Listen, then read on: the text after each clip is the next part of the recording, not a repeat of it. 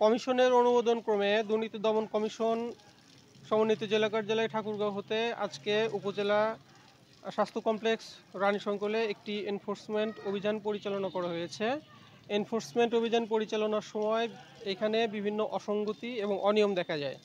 যেমন খাবারের মান, এখানে খুব নিম্নমানের উপকরণ দিয়ে খাবার প্রস্তুত এবং খাবার পরিবেশন প্রায় 2:30টার সময় করা হয়েছে।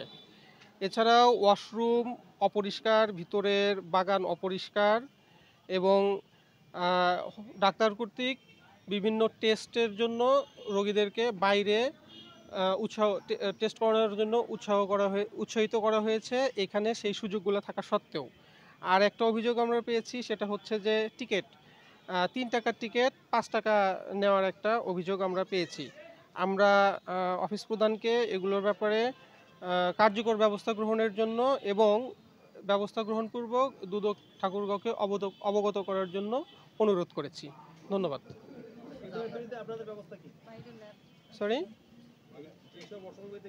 হ্যাঁ, আমরা তাকে এই সকল অসঙ্গতি নিরসনের জন্য কার্যকর ব্যবস্থা নিতে অনুরোধ করেছি। তিনি ব্যবস্থা গ্রহণ করে আমাদের জানাবে এবং যদি তিনি বিভিন্ন জনকে শোকজ করবেন এবং সেগুলো যদি যুক্তিযুক্ত না হয় তার পরবর্তী ব্যবস্থা গ্রহণ করবে এবং তিনি আমাদের যে অবগত করবেন যে এই ব্যবস্থা গ্রহণ করা হয়েছে তার প্রেক্ষিতে দুদক পরবর্তীতে ব্যবস্থা গ্রহণ করবে।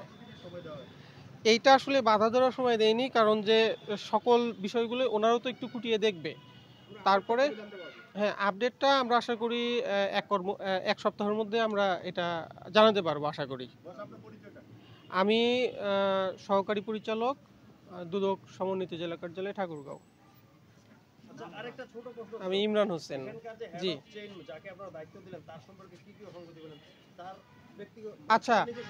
আচ্ছা, অফিসে যে কোনো অনিয়ম হলে সেখানে অফিস প্রধান হিসেবে তার একটা দায় থাকে, কারণ যে তিনি মূলত এগুলো